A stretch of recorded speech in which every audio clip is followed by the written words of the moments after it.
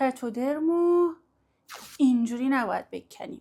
واسه کندن تتودرم این گوشهشو آروم آروم اینطوری میکنیم. اگر کنده نشد این گوشه میبریمش زیر آب ولرم.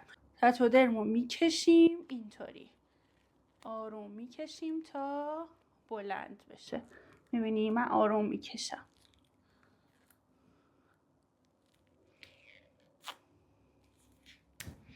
اگر دیدید که راحت این کارو نمیتونید بکنید برید زیر آب ولرم این کارو بکنید.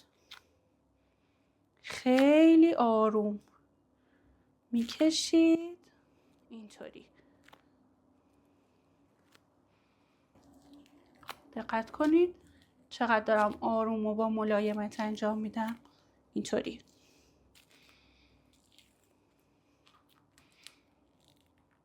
به هیچ عنوان اینوری نمیکشیم.